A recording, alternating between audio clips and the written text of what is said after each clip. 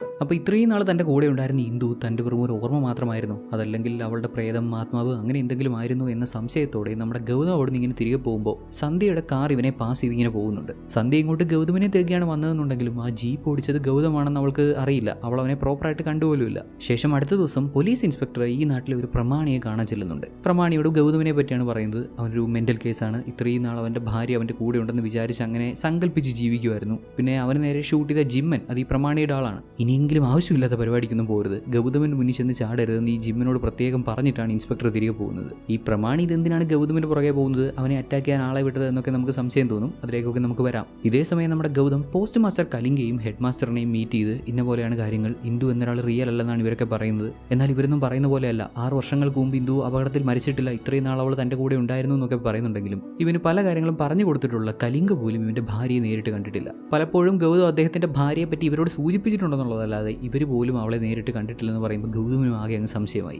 ഇന്നേരമാണ് ഒരാൾ തൊട്ടപ്പുറത്തിരുന്ന ഒരു coin toss ചെയ്യുന്നത് ഗൗതം ശ്രദ്ധിക്കുന്നത്. അത് കണ്ടതും അവൻ ആ ഒരു വള്ളക്കാരനെ ഓർമ്മ വന്നു. ഇവർ ഈ ഗ്രാമത്തിലേക്ക് ആദ്യമായിട്ട് വന്നപ്പോൾ ആ വള്ളക്കാരനെ വിളിക്കാൻ ചെന്നപ്പോൾ അങ്ങേരൊരു തെങ്ങിന്റെ മുകളിൽ കയറിയിരുന്ന് ഇങ്ങനെ കോയിൻ ടോസ് ചെയ്യുമായിരുന്നല്ലോ. അയാൾ മാത്രമേ ഇന്ദുവിനെ നേരിട്ട് കണ്ടിട്ടുള്ളൂ. ഇന്ദുവിനെ കണ്ട് അയാൾ പേടിച്ച് മാറുന്നുണ്ടായിരുന്നു. ഇന്ദു റിയൽ ആണെന്ന് പ്രൂവ് ചെയ്യാൻ ആ വള്ളക്കാരനെ കണ്ടുപിടിക്കണമെന്ന് തീരുമാനിച്ച് ഗൗതം അയാളെ തിരക്കെ അയാളുടെ വീട്ടിലേക്ക് പോയി. ഇതിനിടെ നമ്മുടെ സന്ധ്യ ഗൗതമിനെ കാണുന്നുണ്ട്. ചെറുതായിട്ടൊന്ന് കണ്ടപ്പോൾ തന്നെ അവൾക്ക് ആളെ മനസ്സിലായി. അതെങ്ങനെയത്, ഇവൾക്കെങ്ങനെ ഇവനെ അറിയാം, ഇവൾ ആദ്യമായിട്ടല്ലേ ഇവനെ കാണുന്നേ. ഏതായാലും സന്ധ്യയും ഗൗതമൊക്കെ പോയ വഴി തന്നെ കയറി പോകുന്നുണ്ട്. ഗൗതം വള്ളക്കാരനെ വീട്ടിൽ ചെന്നപ്പോഴാവട്ടെ അങ്ങേരുടെ ഭാര്യ ഗൗതമിന് നേരെ അലച്ചു വിളിച്ച് ഓടി വരുന്നു. ഗൗതമിനെ ഒരുമാതിരി ശത്രുവിനെ കണ്ട് പുള്ളിക്കാർ ബിഹേവ് ചെയ്യുന്നതിന്റെ റീസൺ എന്താണെന്ന് വെച്ചാൽ അവരുടെ മനോനില ആകെ തെറ്റിയിരിക്കുമായിരുന്നു. കാരണം ഏതാണ്ട് 1 മണിക്കൂർ മുമ്പ് ആ വള്ളക്കാരൻ മരിച്ചുപോയി. അതിന്റെ വെപ്രാളത്തിലാണ് ആളുടെ ഭാര്യ ഇവനോട് അങ്ങനെയൊക്കെ ബിഹേവ് ചെയ്തത്. ഇങ്ങനെ ആയതോടെ സകല പ്രതീക്ഷയും പോയല്ലോ. ഇന്ദുവിനെ ഈ നാട്ടിൽ ആകെയും പോകുകയും നേരിട്ട് കണ്ടിട്ടുള്ള ഒരേ ഒരാളായിട്ടുള്ള വള്ളക്കാരനും 1 മണിക്കൂർ മുമ്പ് മരിച്ചുപോയി. ഇന്നേരമാണ് ആ ജിമ്മൻ നമ്മുടെ ഹീറോയുടെ മുന്നിൽ വന്ന് പെടുന്നത്. ഒട്ടും വൈകില്ല, നേരെ അവന്റെ പുറകെ പോയി ഊട്ടിച്ചെന്ന് അവനെ എങ്ങനെയും പിടിച്ച് എന്തിനാണ് അന്ന് തന്നെ ആക്രമിച്ചത് എന്ന് ചോദിക്കാൻ ശ്രമിക്കുന്നതിനിടെ ഗൗതമിന്റെ പുറകിലൂടെ വന്ന ആരെയോ ഗൗതം അടിച്ചിട്ടു. ജിമ്മനെയാണ് അടിച്ചിട്ടേന്ന് കയറി നോക്കിയപ്പോൾ അത് ജിമ്മൻ അല്ലായിരുന്നു, പകരം നമ്മുടെ സന്ധ്യയായിരുന്നു. ബോധം പോയി അവളെയും പൊക്കിയെടുത്ത് വീട്ടിൽ ചെന്നു. ബോധം വന്നപ്പോൾ ഇന്നുപോലെ എനിക്കൊരു മിസ്റ്റേക്ക് പറ്റിയതാണ്, ഞാൻ വേറൊരാളാണെന്ന് കരുതി റിയാക്ട് ചെയ്തതാണ്, പക്ഷെ അടി കൊണ്ടോ നിങ്ങൾക്കായി പോയി എന്നൊക്കെ പറഞ്ഞപ്പോൾ അവളും അവളുടെ പേരൊക്കെ പറഞ്ഞ് സ്വയം പരിചയപ്പെടുത്തി. എന്താണ് ഇവന്റെ പ്രശ്നം എന്ന് പറഞ്ഞ് ചോദിച്ചപ്പോൾ ഇവനും വിശദമായിട്ട് കാര്യങ്ങളെല്ലാം പറഞ്ഞു കൊടുത്തു. പുള്ളിക്കാരി ഒരു റിപ്പോർട്ടറാണ്, അവളെ കൊണ്ട് പറ്റുന്ന പോലെ ഇക്കാര്യത്തിൽ അവൾ ഹെൽപ്പ് ചെയ്യാമെന്നൊക്കെ പറഞ്ഞ് അവളുടെ സുഹൃത്ത് പാണ്ഡുവിനെ വിളിച്ചിട്ട് ഇന്നപോലെ നമ്മുടെ ഗൗതം പറയുന്ന അവന്റെ വൈഫ് ഇന്ദു 6 വർഷങ്ങൾക്ക് മുമ്പ് മരിച്ചു പോയിട്ടുണ്ടോ, അത് റിയൽ ആണോ, പോലീസുകാർ പറയുന്ന കാര്യം സത്യമാണോ എന്ന് തിരക്കുന്നുണ്ട്. ഇതിനിടെ റഫീഖ് നമ്മുടെ ഹീറോയുടെ വീട്ടിലേക്ക് കയറി വരുമ്പോൾ സന്ധ്യ ഇവിടെ കണ്ടിട്ട്, ഓ മാഡം, സാറ് നിങ്ങളെ തിരക്കി അലയുമായിരുന്നു, നിങ്ങൾ ഇവിടെ തന്നെ ഉണ്ടായിരുന്നല്ലേ, എന്തൊരവസ്ഥയാണെന്ന് നോക്കിയോണേ, ഈ ഗ്രാമത്തിൽ ആരും നിങ്ങളെ കണ്ടിട്ടില്ല, അതുകൊണ്ട് സാറിൻ്റെ കൂടെ സാറിന്റെ ഭാര്യ ഇല്ലെന്നൊക്കെയാണ് എല്ലാവരും വിചാരിച്ചു വെച്ചേക്കുന്നത്. ഏതായാലും നിങ്ങൾ തിരിച്ചു വന്നല്ലോ, സന്തോഷം സന്തോഷം, എന്നാൽ ഞാൻ പോട്ടെ എന്നും പറഞ്ഞ് അവൻ അങ്ങ് പോയി. പിന്നീട് അങ്ങോട്ട് ഗൗതവും സന്ധ്യയും ഒരുമിച്ച് കാര്യങ്ങളൊക്കെ അന്വേഷിക്കാമെന്ന് തീരുമാനിച്ചു. കാടിനുള്ളിലൂടെ കയറി പോയി ഒരു റിവറിന്റെ തീരത്ത് നിന്ന് നോക്കുമ്പോൾ അവിടെ മണൽ കടത്തൊക്കെ നടക്കുന്നത് കാണാം. ആ പ്രമാണി ഉണ്ടല്ലോ, അയാളുടെ ആളുകളുടെ പരിപാടിയാണ്, ഇവിടുന്ന് കേരളത്തിലേക്ക് മണൽ കടത്തുവാണ്. അപ്പോൾ ഇതാണ് നമ്മുടെ ഹീറോയെ ജിമ്മൻ അറ്റാക്ക് ചെയ്യാനുള്ള റീസൺ. ഗൗതം ഒരു റൈറ്റർ ആണെന്നൊക്കെയാണ് ഇവിടെ പറഞ്ഞു വെച്ചേക്കുന്നതെന്നുണ്ടെങ്കിലും പ്രമാണിക്ക് ഡൗട്ട് തോന്നി ഇവനൊരു റിപ്പോർട്ടർ ആയിരിക്കുമോ എന്ന്. അയാളുടെ ഉടായ്പ പരിപാടികളെ പറ്റിയൊക്കെ റിപ്പോർട്ട് ചെയ്യാമെന്ന റിപ്പോർട്ടർ ആയിരിക്കും എന്ന സംശയത്തിന്റെ പേരിലായിരിക്കാം ജിമ്മനെ ഇവന്റെ പുറകെ വിട്ടതും അങ്ങനെ അറ്റാക്ക് ഉണ്ടായതൊക്കെ. ഇവർ ഈ കാര്യങ്ങളൊക്കെ ഇങ്ങനെ നോക്കിക്കൊണ്ട് നിൽക്കുമ്പോൾ തന്നെ പിന്നെയും ജിമ്മൻ കയറി വരുന്നു. ഇത്തവണ ഗൗതം അവനെ നല്ല രീതിയിൽ പഞ്ഞിക്കിടുന്നുണ്ട്. കുറച്ച് ഇറച്ചി കൂടുതലാണെന്നേ ഉള്ളൂ, പുള്ളിക്ക് ഒരടി പോലും തിരിച്ചടിക്കാൻ പറ്റുന്നില്ല. ഈ കിടന്ന് ഇടി കൊള്ളണേ കണ്ടാൽ ഡെക്ക മുതൽ ട്രെൻഡ് വരെ കയറിയ ബോഡിയാണെന്ന് പറയൂ. ഇത്രയും അടിയും കൊണ്ടൊരു പരവുമായി കഴിഞ്ഞ് ജിമ്മൻ പറയും, നീ നിന്റെ ഭാര്യ അന്വേഷിക്കുമല്ലേ, ഈ നാടിനൊരു പ്രത്യേകതയുണ്ട്, ഇവിടെ കാണാതായിട്ടുള്ള ആരെയും പിന്നെ തിരിച്ചു കിട്ടിയിട്ടില്ല, നിന്റെ ഭാര്യയെ കണ്ടുകിട്ടുവാണെങ്കിൽ ഞാൻ എന്നൊക്കെ പറഞ്ഞപ്പോഴേക്കും ഹീറോ അടിച്ച് അവന്റെ ബോധം കെടുത്തി. സോ ഈ ജിമ്മനും അയാളുടെ ഹെഡ് പ്രമാണിക്കുമെന്നും ഇവന്റെ ഭാര്യ ഇന്ദു മിസ്സായതുമായിട്ട് ഒരു ബന്ധമില്ലെന്ന് മനസ്സിലായി. ദെൻ നമ്മുടെ ഗൗതമും സന്ധ്യയും കലിംഗയുടെയും ഹെഡ് മാസ്റ്ററിന്റെയും അടുത്ത് നിന്ന് ഇവർക്ക് ഇതുവരെ സംഭവിച്ച കാര്യങ്ങളൊക്കെ പറഞ്ഞു കൊടുത്തിട്ട് വർഷങ്ങളായി ഈ ഗ്രാമത്തിൽ ഇങ്ങനെ പലരെയും കാണാതാവുന്നതിനെ പറ്റിയും ഈ ഗ്രാമത്തിൽ ഇവർ പറയുന്ന ഒരു ഗോസ്റ്റ് ഉണ്ട്, അങ്കാര എന്ന് പറയുന്ന ഒരു പ്രേതം, ആ ഗോസ്റ്റിനെ പറ്റിയും ഇവരുടെ റിച്വൽസിനെ പറ്റിയും ഒക്കെ ചോദിച്ച് മനസ്സിലാക്കുന്നു. ഒരുപാട് വർഷങ്ങൾക്ക് മുമ്പ് ഇവിടെ ജീവിച്ചിരുന്ന ഒരു വ്യക്തിയാണ് അങ്കാര.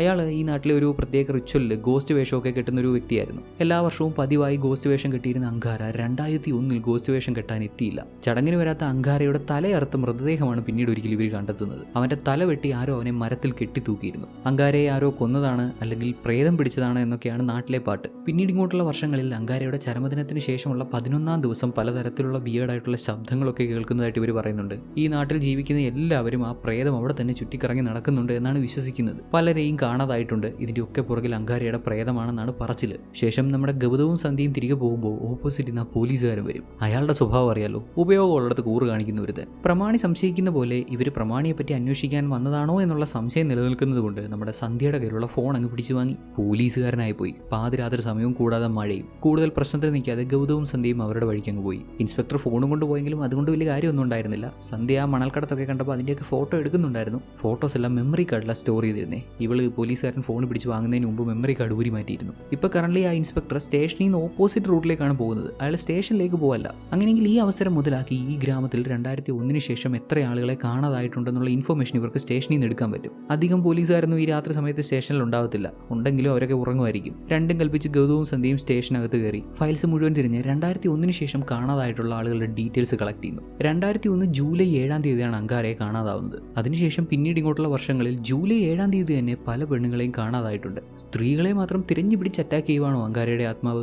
ഗൗതവും സന്ധ്യയും ഇങ്ങനെ പരമാവധി ഇൻഫർമേഷൻ കളക്ട് ചെയ്തുകൊണ്ടിരിക്കുന്ന സമയത്ത് ഇൻസ്പെക്ടർ തിരികെ വന്നു. സ്റ്റേഷന് പുറത്ത് കുറച്ചപ്പുറത്തായിട്ട് ഇവരുടെ വാഹനം ഇങ്ങനെ നിർത്തിയിട്ടിരിക്കുന്നത് കൊണ്ട് സംശയം തോന്നിയ അയാൾ സ്റ്റേഷനകത്ത് കയറി. ഗൗതവും സന്ധ്യയും ഇതിനകത്ത് കയറിയിട്ടുണ്ടെന്ന് മനസ്സിലാക്കി വിശദമായി തിരിയുന്നുണ്ടെങ്കിലും ഒരു വിധത്തിൽ ഗൗതമൊക്കെ അങ്ങേരുടെ കണ്ണിപ്പെടാതെ അവിടെ ഇവിടെയൊക്കെ ഒളിച്ചു നിന്നിട്ട് അങ്ങേരെ അങ്ങോട്ട് മാറിയപ്പോൾ അവിടെ നിന്ന് ഇറങ്ങിപ്പോയി. ശേഷം അടുത്ത ദിവസം ഇവർക്ക് രണ്ടാൾക്കും കളക്ട് ചെയ്യാൻ പറ്റിയ ഇൻഫർമേഷൻസ് എല്ലാം ഇങ്ങനെ ക്രോസ് ചെക്ക് ചെയ്ത് വരുമ്പോൾ കഴിഞ്ഞ 12 വർഷമായിട്ട് കറക്റ്റ് ജൂലൈ 7-ാം തീയതി തന്നെ ഈ ഗ്രാമത്തിലെ ഏതെങ്കിലും ഒരു സ്ത്രീ മിസ്സായിട്ടുണ്ട്. 2001 അങ്കാരയെ കാണാതായ അതേ ദിവസം തന്നെ ഈ ഗ്രാമത്തിലെ ഏതെങ്കിലും ഒരു പെണ്ണിനെ പിന്നെ ഇങ്ങനെ മിസ്സാവുന്നത് എന്താണ്, അതിന്റെ രഹസ്യം എന്താണെന്ന് ഇവർക്ക് കണ്ടെത്തണം. നമ്മുടെ സന്ധ്യ ഇവളുടെ സുഹൃത്ത് പാണ്ഡുവിനെ കോൺടാക്ട് ചെയ്ത് കഴിഞ്ഞ ദിവസം ഇവൾ ആവശ്യപ്പെട്ട ഇൻഫർമേഷൻ കളക്ട് ചെയ്തായിരുന്നു എന്ന് ചോദിച്ചപ്പോൾ, സന്ധ്യയെ ഞാനൊരു അർജന്റ് വർക്കിലാണ്, കുറച്ച് കഴിഞ്ഞ് ഞാൻ അങ്ങോട്ട് വിളിച്ചാൽ മതിയോ? ഇല്ലടാ പറ്റില്ല, നീ എന്ത് അർജന്റ് വർക്കിലാണെങ്കിലും അത് അവിടെ വെച്ച് നിർത്തിക്കോ, എന്നിട്ട് ഞാൻ ചോദിക്കുന്നതിന് ഉത്തരം പറ. പാവം പാണ്ഡു റെസ്റ്റ് റൂം യൂസ് ചെയ്യാൻ പോലും ഇവൾ സമ്മതിക്കില്ലല്ലോ, എന്തൊക്കെ പിടിച്ചു നിർത്താനാ പറയുന്നേ. കഴിഞ്ഞ ദിവസം സന്ധ്യ ആവശ്യപ്പെട്ടതിനെ തുടർന്ന് അവനും കാര്യമായിട്ട് അവന്റെ സോഴ്സസ് വെച്ചൊന്ന് അന്വേഷിച്ചു. അതിൽ അവന് കണ്ടെത്താൻ പറ്റിയ കാര്യം പോലീസ് ഇൻസ്പെക്ടർ പറഞ്ഞ പോലെ തന്നെ 6 വർഷങ്ങൾക്ക് മുമ്പ് അങ്ങനെ ഒരു അപകടം സംഭവിച്ചിട്ടുണ്ട്. അതിൽ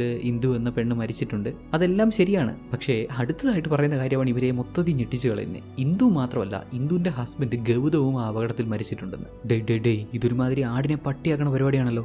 ഈ ഉയിരോടെ നടക്കണ ഈ ഗൗതം മരിച്ചെന്നല്ലേ അവൻ പറയുന്നത്. ഇതൊരുമാതിരി 6 വർഷങ്ങൾക്ക് മുമ്പുണ്ടായ അപകടത്തിൽ ഇന്ദു മരിച്ചെന്ന് തന്നെ വെച്ചു. ഇത്രയും നാൾ ഗൗതം അവളെ സങ്കല്പിച്ച് അവൾ കൂടെ ഉണ്ടെന്ന് വിചാരിച്ച് ജീവിക്കുമായിരുന്നു വെച്ചു. പക്ഷെ ഇപ്പൊ പറഞ്ഞത് ഈ ഗൗതം മരിച്ചെന്ന് പറഞ്ഞാൽ ഇത് എങ്ങനെ ശരിയാവും? ഇവർക്കെല്ലാം ഗൗതമിനെ നേരിട്ട് കാണാൻ പറ്റുന്നുണ്ട്, അവനോട് സംസാരിക്കാൻ പറ്റുന്നുണ്ട്, ഫീൽ ചെയ്യാൻ പറ്റുന്നുണ്ട്. ഇങ്ങനെ പച്ചയ്ക്ക് നിൽക്കുന്ന ഒരു മനുഷ്യൻ മരിച്ചു പോയെന്ന് പറഞ്ഞാൽ എങ്ങനെ ശരിയാവുന്നേ? അന്നുണ്ടായ അപകടത്തിൽ കാർ കത്തിച്ചാമ്പലായി. കാറിലുണ്ടായിരുന്ന ഇന്ദുവും ഗൗതവും മരണപ്പെട്ടു. അവരോടൊപ്പം കാറിൽ സഞ്ചരിച്ച ഹരിണി എന്ന വേറൊരു പെണ്ണുണ്ട്. അവൾ മാത്രമേ രക്ഷപ്പെട്ടുള്ളൂ എന്നാണ് പറയുന്നത്. അവൾക്ക് വേണ്ടപ്പെട്ടവരായിട്ട് ആരുമില്ല, അച്ഛൻ അമ്മ ഒന്നുമില്ല. ബാംഗ്ലൂരിൽ ഒരു യോഗ ഇൻസ്ട്രക്ടറായിട്ട് വർക്ക് ചെയ്യുമായിരുന്നു. അന്ന് അപകടം ഉണ്ടായതിനു ശേഷം ഹരിണിയെ പറ്റിയും യാതൊരു ഇൻഫർമേഷനും ഇല്ല. അവളിപ്പോൾ ജീവനോടെ ഉണ്ടോ ഇല്ലയോ എന്നുള്ള കാര്യം അറിയില്ല. ഹരിണി എന്ന പേര് കേട്ടപ്പോൾ നമ്മുടെ ഗൗതമിന് പെട്ടെന്ന് ഒരു ഡയറി സ്ട്രൈക്കായി. ഇവർ ഊട്ടിയിലുണ്ടായിരുന്ന സമയത്ത് അന്ന് അവിടെ ഹരിണി എന്നൊരാളുടെ ഡയറി ഇവൻ കാണുന്നുണ്ടായിരുന്നല്ലോ. ഇന്ദുവിന്റെ തറവാട്ട് വീട്ടിൽ ചെന്ന് അവിടെ തിരഞ്ഞപ്പോൾ ഹരിണിയുടെ ഡയറി ഇവിടെയുണ്ട്. അത് തുറന്ന് വായിക്കുന്നതോടെയാണ് യഥാർത്ഥത്തിൽ സംഭവിക്കുന്ന കാര്യങ്ങളൊക്കെ നമ്മുടെ ഗൗതമിന് മനസ്സിലാവുന്നത്. ഇത്രയും നേരം നമ്മൾ ഗൗതം എന്ന് വിളിച്ച് ഇവനുണ്ടല്ലോ, നമ്മുടെ കഥാനായകൻ, ഇവന്റെ ശരിക്കുള്ള പേര് ഗൗതം എന്നല്ല, ഇവൻ സിദ്ധാർത്ഥ്. പിന്നെ ഇത്രയും നാൾ ഇവന്റെ കൂടെ ഉണ്ടായിരുന്ന, കഴിഞ്ഞ 6 വർഷക്കാലം ഇവന്റെ കൂടെ ഉണ്ടായിരുന്ന ഇവന്റെ ഭാര്യ ഇന്ദു,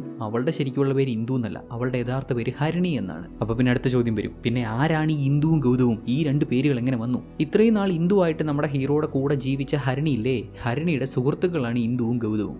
ഇവരാണ് ശരിക്കുള്ള ഗൗതവും ഇന്ദുവും. ഇന്ദു കമറൂട്ടിൽ നിന്നുള്ള ആളാണ്. നമ്മുടെ ഹരിണി അല്ല ശരിക്കുള്ള ഇന്ദു. ശരിക്കുള്ള ഇന്ദുവിന്റെ കുടുംബം ഇവിടെ കമറൂട്ടിലായിരുന്നു. അതായത് കഥയുടെ തുടക്കത്തിൽ നമ്മുടെ ഊട്ടിയിൽ വെച്ച് ഹരിണി നമ്മുടെ സിദ്ധാർത്ഥിന് പറഞ്ഞു കൊടുത്തൊരു സംഭവം ഉണ്ടല്ലോ, കമറൂട്ടിൽ പോയി ഒരു പൂജ നടത്തണം, ഗോസ്റ്റിനെ വർഷിപ്പ് ചെയ്യണം എന്നൊക്കെ. അതൊക്കെ യഥാർത്ഥ ഇന്ദുവിന്റെ കുടുംബം ചെയ്തിരുന്ന കാര്യങ്ങളാണ്. അന്നൊരിക്കൽ ഇന്ദുവും അവളുടെ ഹസ്ബൻഡ് ഗൗതവും കമറൂട്ടിലേക്ക് ഗോസ്റ്റ് വർഷിപ്പിനൊക്കെ ആയിട്ട് പോകാൻ തീരുമാനിച്ചിരിക്കുന്ന സമയമാണ്. യഥാർത്ഥ ഇന്ദു അവളുടെ ഫാമിലി ബാക്ക്ഗ്രൗണ്ടിനെ പറ്റിയും ഈ ഒരു ഗോസ്റ്റ് വർഷിപ്പിനെ പറ്റിയൊക്കെ നമ്മുടെ ഹരിണിക്ക് പറഞ്ഞു കൊടുത്തു. അങ്ങനെയാണ് ഹരിണി ഈ കാര്യങ്ങളൊക്കെ മനസ്സിലാക്കുന്നത്. ഇതെല്ലാം വിശദമായി ഹരിണി ഡയറിയിൽ എഴുതിയിരുന്നു. അവൾ ഇന്ദു അല്ല, അവളുടെ യഥാർത്ഥ പേര് ഹരിണി എന്നാണ്. അതേപോലെ ഇവളുടെ ഹസ്ബൻഡായിട്ട് ഇവളുടെ കൂടെ ഉണ്ടായിരുന്ന നമ്മുടെ കഥാനായകനായിട്ടുള്ള സിദ്ധാർത്ഥിന്റെ റിയൽ നെയിം പോലും നമ്മുടെ ഹരിണിക്ക് അറിയത്തില്ല. സിദ്ധാർത്ഥിനെ ഗൗതം എന്ന് അവൾ വിളിച്ചു. അവന്റെ ഓർമ്മയൊക്കെ പോയിരുന്നത് കൊണ്ട് അവൻ ഗൗതമാണെന്ന് കരുതി പിന്നീട് അങ്ങോട്ട് ജീവിക്കുമായിരുന്നു എന്ന് സംശയം തോന്നുന്നുണ്ടല്ലേ? അതിന് നമുക്ക് സിദ്ധാർത്ഥിന്റെ കഥ മനസ്സിലാക്കാം. സിദ്ധാർത്ഥിന്റെ കഥ നമ്മുടെ സന്ധ്യയുടെ പെർസ്പെക്റ്റീവിലൂടെയാണ് കാണിച്ചു തരുന്നത്. കാരണം 6 വർഷങ്ങൾക്ക് മുമ്പ് ആ ഒരു അപകടം ഉണ്ടാവുന്നതിന് മുമ്പ് സന്ധ്യയും സിദ്ധാർത്ഥും ഒരുമിച്ചായിരുന്നു. ഇവര് റിലേഷനിലായിരുന്നു. അധികം വൈകാതെ ഇവരുടെ കല്യാണമൊക്കെ പ്ലാൻ ചെയ്തിരിക്കുന്ന ആ ഒരു ടൈമിലാണ് നമ്മുടെ സിദ്ധാർത്ഥ് ഒരു ബൈക്ക് ട്രിപ്പിന് പോകുന്ന കാര്യം പറയുന്നത്. സിദ്ധാർത്ഥിന് അച്ഛനും അമ്മയൊന്നുമില്ല, അവർ മരണപ്പെട്ടതാണ്. അവന്റെ അമ്മയുടെ പേര് കമല. അമ്മയുടെ ഓർമ്മയ്ക്കാണ് അവന്റെ കയ്യിൽ ലോട്ടസ് സിമ്പിൾ ടാറ്റു ചെയ്തിരുന്നത്. അതവിടെ നിൽക്കട്ടെ, ഇവിടെ നമ്മുടെ ഹരിണിയുടെ കഥയിൽ ഹരിണിയുടെ പുറകെ നടന്ന് അവളെ ശല്യം ചെയ്യുന്ന ഒരുത്തനുണ്ട്, പ്രമുഖ്. ഒരു ദിവസം അവൻ ഹരിണിയെ പിടിച്ച് കാറിൽ കയറ്റി അവളോട് മോശമായി പെരുമാറാൻ തുടങ്ങിയപ്പോൾ അവൾ കാറിന്റെ സ്റ്റിയറിംഗ് പിടിച്ച് വെട്ടിച്ച് കാർ ഇടിച്ചു. അവൻ കാറിൽ നിന്ന് പുറത്തിറങ്ങി കാർ ഇടിച്ചതൊക്കെ നോക്കാൻ ചെന്നപ്പോൾ നമ്മുടെ ഹരിണി ആവട്ടെ ഡ്രൈവിംഗ് സീറ്റിൽ കയറിയിരുന്ന് അതിവേഗത്തിൽ കാർ ഓടിച്ച് പ്രമുഖിനെ ഇടിച്ച് കൊന്നു കളഞ്ഞു. ഇങ്ങനെ ഒരു കൊലപാതകം ചെയ്തിട്ട് ഹരിണി സഹായം ചോദിക്കാൻ ചെല്ലുന്നത് യഥാർത്ഥ ഇന്ദുവിന്റെയും ഗൗതമിന്റെയും അടുത്താണ്. അങ്ങനെ ഒരു സാഹചര്യത്തിൽ അവൻ തന്നെ ശല്യം ചെയ്തുകൊണ്ട് പറ്റിപ്പോയതാണ്, അന്നേരം കാര്യമായിട്ടൊന്നും ചിന്തിക്കാൻ പറ്റിയില്ല എന്നൊക്കെ പറഞ്ഞ് ഇവൾ ഭയങ്കരമായിട്ട് സങ്കടം പറഞ്ഞപ്പോൾ ഗൗതവും ഇന്ദുവും തൽക്കാലം ഈ മാറ്റർ നമുക്ക് എങ്ങനെങ്കിലും ഹൈഡ് ചെയ്യാമെന്ന് തീരുമാനിച്ച് ഇവളെ പ്രൊട്ടക്ട് ചെയ്യാൻ തീരുമാനിക്കുന്നുണ്ട്. ഗൗതവും ഇന്ദുവും കമറൂട്ടിലേക്ക് പോകാൻ തീരുമാനിച്ചിരിക്കുകയാണല്ലോ. ആ യാത്രയിൽ ഹരിണിയെ കൂടെ കൂട്ടാമെന്ന് ഇവർ തീരുമാനിച്ചു. അങ്ങനെ നമ്മുടെ ഗൗതവും ഇന്ദുവും ഹരിണിയും കമറൂട്ടിലേക്ക് പോകുന്നു. ഇതേ സമയത്താണ് നമ്മുടെ ഹീറോ ആയിട്ടുള്ള സിദ്ധാർത്ഥ് അതായത് നമ്മുടെ സന്ധ്യയുടെ ബോയ് ഫ്രണ്ട് ബൈക്ക് ട്രിപ്പിന് പോകുന്നത്. ഓൺ ദ വേയിൽ മറ്റൊരാൾക്ക് നമ്മുടെ സിദ്ധാർത്ഥ് ലിഫ്റ്റ് കൊടുക്കുന്നുണ്ട്. അവർ രണ്ടാളും ബൈക്കിൽ അങ്ങനെ മുന്നോട്ട് പോകുന്നു. ഇതേ റൂട്ടിൽ ഓപ്പോസിറ്റ് സൈഡിൽ നിന്നാണ് നമ്മുടെ ഹരണിയും ഇന്ദുവും ഗൗതവും ഒക്കെ വരുന്നത്.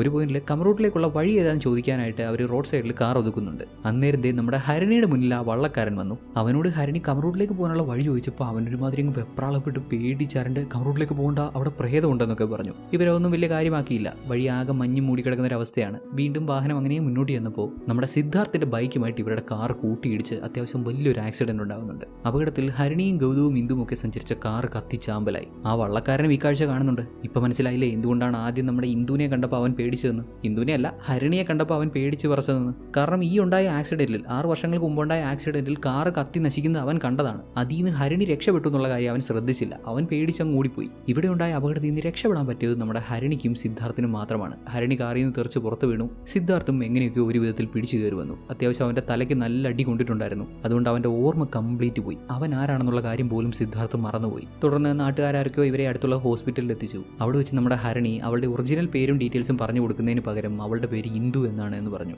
ഒരു കൊലപാതകം ചെയ്തിട്ടല്ലേ അവൾ വന്നിരിക്കുന്നത്. ഒറിജിനൽ ഡീറ്റെയിൽസ് കൊടുത്ത് ഇനിയിപ്പോൾ അങ്ങനെ വല്ല പണി കിട്ടിയാലോ? കൂടാതെ നമ്മുടെ സിദ്ധാർത്ഥ് ഇവനെ ഇവൾക്ക് അറിയാ പോലുമില്ല, ജീവിതത്തിൽ ആദ്യമായിട്ടാണ് കാണുന്നതെന്നുണ്ടെങ്കിലും ഇവന്റെ പേര് ഗൗതം എന്നാണെന്നും പറഞ്ഞു. സിദ്ധാർത്ഥിന്റെ ഓർമ്മ പോയതുകൊണ്ട് പിന്നീട് അങ്ങോട്ട് ഹരണി പറഞ്ഞു കൊടുക്കുന്ന കാര്യങ്ങൾ സിദ്ധാർത്ഥ് വിശ്വസിച്ചു. അങ്ങനെ അവൻ ഗൗതമായി മാറി, നമ്മുടെ ഹരണി ഇന്ദുവായി മാറി. അപകടത്തിൽ മരിച്ച യഥാർത്ഥ ഇന്ദുവിനെയും ഗൗതമിനെയും പിന്നെ മറ്റേ പുള്ളിക്കാരനെ പറ്റിയുള്ള ഡീറ്റെയിൽസ് ഒക്കെ കളക്ട് ചെയ്ത് വരുന്നതിന് മുമ്പ് തന്നെ പോലീസ് തങ്ങളെ ട്രാക്ക് ചെയ്ത് വരാതിരിക്കാൻ വേണ്ടി നമ്മുടെ ഇന്ദു അഥവാ ഹരണി പേര് പോലും അറിയാത്ത നമ്മുടെ ഹീറോയെയും കൊണ്ട് അവന് ഗൗതം എന്ന പുതിയ പേരും കൊടുത്ത് നേരെ ഊട്ടിയിലേക്ക് മാറി. കഴിഞ്ഞ 6 വർഷക്കാലമായിട്ട് ഹരണിയെ ഹോണ്ട് ചെയ്തുകൊണ്ടിരിക്കുന്ന സ്വപ്നം ഇതാണ്. ഇവർക്കെല്ലാം ഉണ്ടായ ഈ അപകടത്തെ പറ്റിയാണ് അവൾ നിരന്തരം സ്വപ്നം കണ്ടുകൊണ്ടിരുന്നത്. ഇനി ഒരു പക്ഷേ താൻ ഇന്ദുവിന്റെ പേര് സ്വീകരിച്ചതുകൊണ്ട് ഇന്ദു പറഞ്ഞ ആ കഥയിലെ ഗോസ്റ്റ് വർഷിപ്പ് നടക്കാത്തത് കൊണ്ടുമായിരിക്കും ഇങ്ങനെയൊക്കെ സംഭവിക്കുന്നത് എന്ന പേടി കാരണമാണ് അവൾ നമ്മുടെ ഹീറോയെയും കൊണ്ട് കമറൂട്ടിലേക്ക് പോയത്. പിന്നെ നേരത്തെ പറയുന്നുണ്ടായിരുന്നല്ലോ ഇവരുടെ വീട്ടിലൊരു ഗ്യാസ് എക്സ്പ്ലോഷൻ ഉണ്ടായി, പഴയ കാര്യങ്ങൾ ഫോട്ടോസും ഡീറ്റെയിൽസും എല്ലാം കത്തി നശിച്ചു എന്ന്. അത് അവൾ ഉണ്ടാക്കിയ ഒരു കെട്ടുകഥ മാത്രമാണ്. സിദ്ധാർത്ഥ് ഒരു കാലത്തും അവന്റെ പാസ്റ്റ് ചികഞ്ഞു പോകരുത്, പാസ്റ്റ് ചികഞ്ഞു പോയാൽ അവനൊന്നും കിട്ടരുത്, അതിനുവേണ്ടി ഉണ്ടാക്കിയ ഒരു കെട്ടുകഥ മാത്രം. അതെല്ലാം വിശദമായിട്ട് പുള്ളിക്കാരി ഈ ഡയറിയിൽ എഴുതിയിട്ടുണ്ട്. എന്നെങ്കിലും ഒരു ദിവസം ഇക്കാര്യങ്ങളെല്ലാം സിദ്ധാർത്ഥിനോട് തുറന്നു പറയണമെന്ന് അവൾ ആഗ്രഹിച്ചിരുന്നു. പറയുന്നതിന് മുമ്പ് അവളെ കാണാതായി കമറൂട്ടിൽ വെച്ച്. ഈ സത്യങ്ങളൊക്കെ മനസ്സിലാക്കി വല്ലാത്തൊരവസ്ഥയിലാവുന്ന നമ്മുടെ സിദ്ധാർത്ഥിനെ സന്ധ്യ ആശ്വസിപ്പിക്കുന്നുണ്ട്. എന്നാൽ അവൾക്കറിയാവുന്ന കാര്യങ്ങളൊന്നും അവൾ ഇവന് പറഞ്ഞു കൊടുക്കുന്നില്ല. അതായത് ഇവന്റെ യഥാർത്ഥ പേര് സിദ്ധാർത്ഥ എന്നായിരുന്നെന്നോ 6 വർഷങ്ങൾക്ക് മുമ്പ് ആ അപകടം ഉണ്ടാവുന്നതിന് മുമ്പ് ഇവര് റിലേഷനിലായിരുന്നെന്നോ ഉള്ള കാര്യം ഒന്നും ഇപ്പോൾ പറയുന്നില്ല. ഇവര് റിലേഷനിലായിരുന്ന സമയത്ത് സിദ്ധാർത്ഥ അവൾക്ക് പറഞ്ഞു കൊടുക്കുന്ന ചില കാര്യങ്ങളൊക്കെ ചില രീതികളിൽ നമ്മൾ പറഞ്ഞു കൊടുക്കുമല്ലോ, അതേ രീതിയിൽ തന്നെ അതേ ലൈൻസ് കഥകളിൽ കണ്ടപ്പോൾ തൻ്റെ ബോയ് ഫ്രണ്ട് തന്നെയാണ് ഇങ്ങനെയുള്ള കഥകൾ എഴുതുന്നതെന്ന് അവൾ മനസ്സിലാക്കി. മറ്റു പല മാർഗ്ഗങ്ങളിലൂടെ സിദ്ധാർത്ഥിനെ കണ്ടുപിടിക്കാൻ ശ്രമിച്ചിട്ടും ഒന്നും നടന്നില്ല. ഏതായാലും അവളുടെ അന്വേഷണം ഫലം കണ്ടു. സിദ്ധാർത്ഥിനെ അവൾക്ക് കണ്ടെത്താൻ സാധിച്ചു. ഇവൾ ഈ ഗ്രാമത്തിലേക്ക് വന്നപ്പോൾ നമ്മുടെ സിദ്ധാർത്ഥിനെ ജസ്റ്റ് ഒന്ന് കണ്ടപ്പോൾ തന്നെ ഇവൻ തന്നെയാണ് താൻ അന്വേഷിച്ചു വന്ന ആളെന്ന് മനസ്സിലാക്കി ഇവൾ പുറകെ പോകുന്നുണ്ടായിരുന്നല്ലോ. അതും എന്തുകൊണ്ടാണെന്ന് മനസ്സിലായല്ലോ. ഇപ്പോൾ പ്രധാനപ്പെട്ട കാര്യം എന്താണ് ഇന്ദുവിന് സംഭവിച്ചത് അഥവാ ഹരണിക്ക് സംഭവിച്ചത്, എത്രയും വേഗം ഹരണിയെ കണ്ടുപിടിക്കുക എന്നുള്ളതാണ്. ഇതുവരെ മിസ്സായിട്ടുള്ള സ്ത്രീകളുടെ ഡീറ്റെയിൽസ് എല്ലാം കളക്ട് ചെയ്ത് അവരിൽ ചിലരുടെ റിലേറ്റീവ്സിനെയൊക്കെ ചെന്ന് മീറ്റ് ചെയ്തപ്പോൾ ഇങ്ങനെ കാണാതായിട്ടുള്ള എല്ലാ സ്ത്രീകളും പ്രഗ്നന്റ് ആയിരുന്നു എന്നുള്ളൊരു കാര്യം ഇവർക്ക് മനസ്സിലാക്കാൻ പറ്റുന്നുണ്ട്. ഗ്രാമത്തിലുള്ളവരൊക്കെ പറയുന്ന പോലെ പ്രഗ്നന്റ് ആയിട്ടുള്ള സ്ത്രീകളെ തിരഞ്ഞു പിടിച്ച് പ്രേതം പിടിച്ചുകൊണ്ട് പോകുന്നതാണെന്ന് വിശ്വസിക്കാൻ ഇവിടെ പറ്റൂല. ഇവർക്ക് യുക്തിപരമായ ഒരു ഉത്തരം വേണം. ഇവർ വീണ്ടും തിരച്ചിൽ തുടർന്നു. അങ്ങനെ ഈ സ്ത്രീകൾ പ്രഗ്നന്റ് ആണെന്നുള്ള കാര്യം 1-2 മാസം പ്രഗ്നന്റ് ഒക്കെ ആണെന്നുണ്ടെങ്കിൽ ഒന്നുകിൽ അവരുടെ കുടുംബത്തിലുള്ളവർക്ക് ഫാമിലിയിലുള്ളവർക്ക് അറിയായിരിക്കും. അതല്ലാതെ ആർക്കാണ് അറിയാൻ ചാൻസ്? അങ്ങനെ ആലോചിച്ചപ്പോൾ ഇവിടെയുള്ള ഒരേ ഒരു ഡോക്ടറെ ഇവർക്ക് സംശയം. ഒരുപക്ഷെ അയാൾക്ക് ഇതിൽ എന്തെങ്കിലും കൈയുണ്ടെങ്കിലോ. അധികം വയ്യാതെ നമ്മുടെ ഹീറോയിനും അയാളെ ചെന്ന് മീറ്റ് ചെയ്ത് അയാളോട് കാര്യങ്ങളൊക്കെ തിരക്കാൻ ശ്രമിക്കുന്നു. ബട്ട് വിശദമായി കാര്യങ്ങളൊക്കെ ചോദിച്ചറിയുന്നതിന് മുമ്പ് തന്നെ ആ പോലീസുകാരൻ, ആ ഇൻസ്പെക്ടർ അവിടെ വരുന്നുണ്ട്. സിദ്ധാർത്ഥും സന്ധ്യയും അയാളുടെ മുന്നിൽപ്പെട്ട അത് പിന്നെയും പ്രശ്നമല്ലേ. അതുകൊണ്ട് ഇവർ ആദ്യം ഹോസ്പിറ്റലിൽ ഒളിച്ചിരുന്നു. ഇൻസ്പെക്ടർ ഗൗതമിനെ തിരക്കി തന്നെ ഇറങ്ങിയതാണ്. സംശയം തോന്നി അങ്ങേരി ഹോസ്പിറ്റലൊക്കെ തിരയാൻ തുടങ്ങുമ്പോൾ ഇയാൾ അന്വേഷിക്കുന്ന ഗൗതം അഥവാ നമ്മുടെ ഹീറോ സിദ്ധാർത്ഥ് പുറകിലൂടെ വന്ന് അയാളെ അടിച്ച് താഴെയിട്ടു. ഒറ്റയടിക്ക് ഇൻസ്പെക്ടറെ വീഴ്ത്തിയത് കണ്ടിട്ട് ഡോക്ടർ അങ്ങ് പേടിച്ചു. വളച്ചുകെട്ടില്ലാതെ സ്ട്രെയിറ്റ് ഫോർവേഡായിട്ട് ഡോക്ടറോട് കാര്യം ചോദിച്ചു. നിങ്ങൾക്ക് ഇതിനെപ്പറ്റി എന്തറിയാം? ഈ ഗ്രാമത്തിൽ ആദ്യമായി കാണാതാവുന്ന സ്ത്രീയുടെ പേര് അനസൂയ ഭട്ട് എന്നാണ്. അനസൂയയെ പറ്റി ഡോക്ടർക്ക് വിശദമായി അറിയാം. ഒരുപാട് കാര്യങ്ങൾ പറയാനുണ്ട്. ഇയാളുടെ ഗേൾ ഫ്രണ്ട് ആയിരുന്നു. ഒരുപാട് വർഷങ്ങൾക്ക് മുമ്പ് ഇയാൾ പഠിച്ചുകൊണ്ടിരിക്കുന്ന സമയം അനസൂയയും ഇയാളും മൈസൂരിലാണ് പഠിച്ചത്. അവിടെ വെച്ച് കണ്ടുമുട്ടി ഇഷ്ടത്തിലായി. പഠനമൊക്കെ കഴിഞ്ഞ് ഇദ്ദേഹം കമറൂട്ടിൽ വന്ന് പ്രാക്ടീസ് ചെയ്യുന്ന സമയം അതിനോടകം അനസൂയയും ഇദ്ദേഹവുമായിട്ടുള്ള കോൺടാക്ട് ഒക്കെ നഷ്ടപ്പെട്ടിരുന്നു. അനസൂയ കല്യാണം കഴിച്ചു വരുന്നത് ഇതേ കമറൂട്ടിലേക്കാണ്. അങ്ങനെ വർഷങ്ങൾക്ക് ശേഷം തന്റെ പ്രണയിനിയെ വീണ്ടും ഡോക്ടർ ഇവിടെ വെച്ച് മീറ്റ് ചെയ്തു. അനസൂയയുടെ കല്യാണം കഴിഞ്ഞെങ്കിലും ഡോക്ടറുമായി അവൾക്ക് അത്തരത്തിലുള്ള ബന്ധമുണ്ടായിരുന്നു.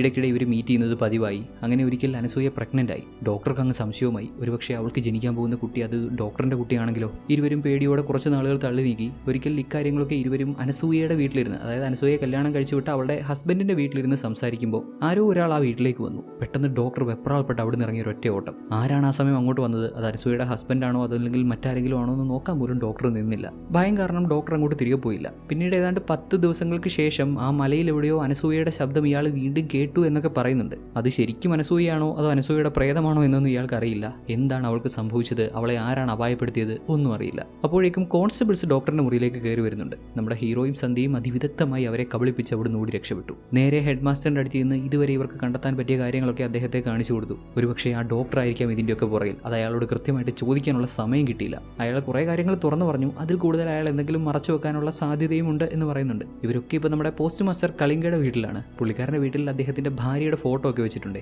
ഭാര്യയെ പറ്റിയും ഇദ്ദേഹത്തിന്റെ കുടുംബത്തെ പറ്റിയും ഒക്കെ ചോദിച്ചപ്പോൾ ഭാര്യ കുറെ വർഷങ്ങൾക്ക് മുമ്പ് മരണപ്പെട്ടതാണെന്നും കലിംഗയുടെ കുടുംബത്തിലെ പ്രധാനപ്പെട്ട ആളുകളുടെ പേരൊക്കെ ഇങ്ങനെ പറഞ്ഞു വരുമ്പോൾ കലിംഗ ഭട്ട് എന്ന പേര് നമ്മുടെ ഗൗതം പ്രത്യേകം എടുത്ത് ശ്രദ്ധിക്കുന്നുണ്ട്. കാരണം ഈ ഗ്രാമത്തിൽ ആദ്യമായി കാണാതായ അനസൂയയില്ലേ, അനസൂയയുടെ ഫുൾ നെയിം അനസൂയ ഭട്ട് എന്നാണ്. എല്ലാം കൂടെ ഒന്നുകൂടെ കണക്ട് ചെയ്ത് ആലോചിച്ചപ്പോൾ ഡോക്ടർക്കല്ലാതെ മറ്റാർക്കായിരിക്കും ഈ ഗ്രാമത്തിലെ പ്രഗ്നന്റ് ആയിട്ടുള്ള സ്ത്രീകളെ പറ്റിയുള്ള ഇൻഫർമേഷൻ കിട്ടുക? അത് തീർച്ചയായും കലിംഗയ്ക്കാണ്. അങ്ങേര് പോസ്റ്റ് മാസ്റ്റർ ആണല്ലോ. മെഡിക്കൽ റിപ്പോർട്ട്സ് ഒക്കെ പോസ്റ്റ് ത്രൂ ആയിരിക്കും ഹോസ്പിറ്റലിൽ നിന്ന് അയച്ചു കൊടുക്കുക. ഉറപ്പായും കലിംഗ ഇതെല്ലാം ചെക്ക് ചെയ്യുന്നുണ്ടാവും. അങ്ങനെ ഈ ഗ്രാമത്തിലുള്ള പ്രഗ്നന്റ് ആയിട്ടുള്ള സ്ത്രീകളുടെ ഇൻഫർമേഷൻ ഒക്കെ അയാൾക്ക് കിട്ടി. ആദ്യം കാണാതായ സ്ത്രീ അനസൂയ ഭട്ട് കലിംഗയുടെ ഭാര്യയാണ്. ആ അനസൂയക്കാണ് ഡോക്ടറുമായിട്ട് അവിഹിത ബന്ധമുണ്ടായിരുന്നത്. ഡോക്ടർ പറഞ്ഞില്ലേ ഒരിക്കൽ അനസൂയയും അയാൾ ഇരുന്ന് സംസാരിക്കുമ്പോൾ ആ വീട്ടിലേക്ക് ആരോ കയറി വന്നു എന്ന്. കയറി വന്നത് മറ്റാരുമല്ല, അനസൂയയുടെ ഹസ്ബൻഡാണ്, പോസ്റ്റ് മാസ്റ്റർ കലിംഗ. അങ്ങനെ തന്റെ ഭാര്യയ്ക്ക് രഹസ്യ കാമുകനുണ്ടെന്ന് അയാൾ മനസ്സിലാക്കി. അത്രയും നാളും ആത്മാർത്ഥമായി സത്യസന്ധമായി അവൾക്ക് വേണ്ടി ജീവിച്ചിട്ടും അവൾക്ക് വേണ്ട കാര്യങ്ങളെല്ലാം ചെയ്തു കൊടുത്തിട്ടും അവൾ തന്നെ ചതിച്ചു എന്ന് പറഞ്ഞപ്പോൾ അദ്ദേഹത്തിന് അത് അക്സെപ്റ്റ് ചെയ്യാൻ സാധിച്ചില്ല. കലിംഗയുടെ സ്വഭാവത്തെ പറ്റി നമ്മൾ ആദ്യമേ പറഞ്ഞതാണ്. പുള്ളിക്കാരൻ ആരോടും അങ്ങനെ പ്രശ്നത്തിനൊന്നും പോകാറില്ല. എല്ലാവരെയും സഹായിക്കണമെന്നുള്ള മെന്റാലിറ്റി ഉള്ള ഒരു മനുഷ്യനാണ്. അങ്ങനെ ഒരു പാവ മനുഷ്യനെ ചതിച്ച് ഇവൾ ഇത്രയും നാൾ മറ്റൊരാളുമായിട്ട് ബന്ധം പുലർത്തിയിരുന്നു എന്ന് മനസ്സിലാക്കിയതും ഇദ്ദേഹത്തിന്റെ പിടിവിട്ടുപോയി. പുള്ളി ഒരു വാളൊക്കെ എടുത്ത് അനസൂയയെ കൊല്ലാൻ അവളുടെ പുറകെ ഓടി ചെല്ലുന്നുണ്ട്. അവൾ ഓടി രക്ഷപ്പെടാൻ ചെല്ലുന്നതോ നമ്മുടെ അങ്കാരയുടെ മുന്നിലേക്കും. വർഷങ്ങൾക്ക് മുമ്പ് ഇവിടെ ഗോസ്റ്റ് വേഷമൊക്കെ കെട്ടി ആ ഒരു റിച്വൽ പെർഫോം ചെയ്തിരുന്ന അങ്കാരയുണ്ടല്ലോ. നിർഭാഗ്യവശാൽ അങ്കാര ആ സമയം അതുവഴി പാസ് ചെയ്യുമായിരുന്നു. അനസൂയ അങ്കാരയുടെ പുറകിൽ ചെന്ന് ഇങ്ങനെ ഒളിച്ചു നിൽക്കുന്നത് കണ്ടപ്പോൾ സ്വാഭാവികമായിട്ടും കലിംഗയ്ക്ക് സംശയം തോന്നി. അങ്കാരയാണ് ഇവളുടെ രഹസ്യ കാമുകൻ എന്ന് വിചാരിച്ച് അങ്ങേര് അങ്കാരയെ കൊന്നുകളഞ്ഞു. യെസ്, കലിംഗയാണ് അങ്കാരയെ കൊല്ലുന്നത്. അങ്കാരയുടെ തല വെട്ടി അയാളെ കൊന്നുകളഞ്ഞു. ദെൻ അടുത്ത 10 ദിവസത്തേക്ക് ഇയാൾ അനസൂയയെ പിടിച്ച് കെട്ടിയിട്ടു. അവൾക്ക് പ്രോപ്പറായിട്ട് ഭക്ഷണവും വെള്ളവും കൊടുക്കാതെ ഒരുമാതിരി അങ്ങ് ഉപദ്രവിച്ചു. കലിംഗ ഒരുപാട് ആലോചിച്ചിട്ടും എന്തുകൊണ്ടാണ് തന്റെ ഭാര്യയ്ക്ക് അങ്കാരയെ ഇഷ്ടപ്പെട്ടത്? തന്നേക്കാൾ അവൻ എന്താണ് കൂടുതലുള്ളതെന്ന് മനസ്സിലായില്ല. ഒരുപക്ഷെ അവൻ ഗോസ്റ്റ് വേഷം കെട്ടി റിച്വലിൽ പെർഫോം ചെയ്യുന്നതുകൊണ്ടായിരിക്കുമോ താൻ ആ വേഷം കെട്ടി വന്നാൽ തന്റെ ഭാര്യയ്ക്ക് ഇഷ്ടപ്പെടുമോ എന്നൊക്കെ കരുതി ഇയാളും ആ വേഷം കെട്ടാൻ തുടങ്ങി. അങ്ങനെ ഭ്രാന്തളകി സൈക്കോ ആയി മാറിയ കലിംഗ അദ്ദേഹത്തിന്റെ ഭാര്യയെ കൊന്നുകളഞ്ഞു. അങ്കാരയെ കൊന്നുകഴിഞ്ഞ് 10 ദിവസം കഴിഞ്ഞ് ഇദ്ദേഹത്തിന്റെ ഭാര്യ അനസൂയയെയും കൊന്നുകളഞ്ഞു. പിന്നെ ഇങ്ങോട്ടുള്ള വർഷങ്ങളിലും കലിംഗ ഇതേ പതിവ് തുടർന്നു. അങ്കാര കൊല്ലപ്പെട്ട ജൂലൈ 7-ാം തീയതി തന്നെ പ്രഗ്നന്റ് ആയിട്ടുള്ള സ്ത്രീകളെ കണ്ടുപിടിച്ച് കിഡ്നാപ്പ് ചെയ്യും. അടുത്ത 10 ദിവസത്തേക്ക് അവരെ നരകിപ്പിച്ച് ജൂലൈ 18-ാം തീയതി അവരെ കൊന്നുകളയും. ഇന്നിപ്പോൾ ജൂലൈ 18 ഇന്ന് കൂടിയ ഹീറോയിനെ രക്ഷപ്പെടുത്താൻ അവസരമുള്ളൂ എന്ന് മനസ്സിലാക്കി നമ്മുടെ ഹീറോ ഒക്കെ അവിടെ ചെന്ന് തിരച്ചിൽ നടത്തുന്നുണ്ടെങ്കിലും കലിംഗ ഇപ്പോൾ താമസിക്കുന്ന എല്ലാവർക്കും അറിയാവുന്ന അയാളുടെ വീട്ടിൽ ആരെയും പിടിച്ചു വെച്ചിട്ടില്ല. നേരത്തെ ഡോക്ടർ ഇവരോട് പറയുന്നുണ്ടായിരുന്നല്ലോ അനസൂയയെ കാണാതായി 10 ദിവസത്തിന് ശേഷം ആ മലയിൽ നിന്ന് അനസൂയയുടെ ശബ്ദം അയാൾ കേട്ടിരുന്നു എന്ന്. അത് പറഞ്ഞു വന്നപ്പോഴാണ് ഹെഡ് മാസ്റ്റർ പറയുന്നത് ഈ കലിംഗയ്ക്ക് ആ മലയിലൊരു പ്രോപ്പർട്ടി ഉണ്ട്. അവൻ സ്ത്രീകളെയൊക്കെ തട്ടിക്കൊണ്ടുപോയി ഉപദ്രവിക്കുന്നത് അവിടെ ഇട്ടായിരിക്കാം. അവിടേക്ക് പോയി അന്വേഷിക്കാം. എന്നാൽ വേറൊരു പ്രശ്നമുണ്ട്. പോലീസ് ഇൻസ്പെക്ടർ അയാൾ നമ്മുടെ ഗൗതമിനെ അഥവാ നമ്മുടെ കഥാനായകൻ സിദ്ധാർത്ഥിനെ തേടി നടക്കുവാണ്. അതുകൊണ്ട് അയാളെ ഡിസ്ട്രാക്ട് ചെയ്യാൻ വേണ്ടി സന്ധ്യ ഒരു വഴിക്ക് പോയി. നമ്മുടെ ഹീറോ ആവട്ടെ ഹരിണിയെ അന്വേഷിച്ച ആ ഒരു മലമുകളിലേക്ക് കയറിപ്പോയി. മലമുകളിലെ ആ വീട്ടിൽ നമ്മുടെ ഹരിണിയെ കെട്ടിയിട്ട് ഇങ്ങനെ ഉപദ്രവിക്കുകയാണ് കലിംഗ. അയാൾ ഇപ്പോഴും വിചാരിക്കുന്നത് താൻ ഇങ്ങനെ കെട്ടിയിട്ട് ഉപദ്രവിക്കുന്നത് അയാളുടെ ഭാര്യ അനസൂയയാണെന്നാണ്. അനസൂയ എന്നൊക്കെ വിളിച്ച് ഹരിണിയോട് സംസാരിക്കുമ്പോൾ ഹരിണി ആവുന്നേ പോകുന്നേ പറയുന്നുണ്ട് ഞാൻ നിങ്ങളുടെ അനസൂയ ഒന്നുമല്ല, നിങ്ങൾക്ക് ആള് മാറിയതാണെന്ന്. എവിടെ ആര് കേൾക്കാൻ? ഓരോരോ ഭ്രാന്തും വിളിച്ച് പറഞ്ഞ് നമ്മുടെ ഹരിണിയെ കൊല്ലാൻ തുടങ്ങുമ്പോൾ നമ്മുടെ സിദ്ധാർത്ഥ് അവിടെ ചെന്ന് അയാളെ തല്ലി മാറ്റി. ഇരുവരും തമ്മിൽ അത്യാവശ്യം വലിയൊരു ഫൈറ്റ് ഉണ്ടായി. ഒടുക്കം നമ്മുടെ ഹീറോയ്ക്ക് അയാളെ ബീറ്റ് ചെയ്യാൻ സാധിക്കുന്നുണ്ട്. അയാളെ അടിച്ചുറക്കിയിട്ട് നമ്മുടെ ഹരിണിയെ വന്ന് രക്ഷപ്പെടുത്താൻ പറ്റി. അങ്ങനെ ഹരിണിയെയും കൂട്ടി അവിടുന്ന് പോകാൻ തുടങ്ങുമ്പോൾ മറ്റവൻ പിന്നെയും വന്നേക്കുന്നു. വലിയ ബിൽഡപ്പ് ഒക്കെ കൊടുത്ത് വന്ന് ഇവരെ വെട്ടാൻ തുടങ്ങിയതാണ്. എന്നാൽ അവന്റെ കയ്യിലിരുന്ന വാൾ അവന്റെ തന്നെ നെഞ്ചത്ത് നമ്മുടെ ഹീറോ കുത്തിയിറക്കി. ശുഭം. അങ്ങനെ ഹരിണിയെ ഹോസ്പിറ്റലിൽ അഡ്മിറ്റ് ചെയ്തു. അവൾക്ക് കുഞ്ഞു ജനിക്കുന്നു.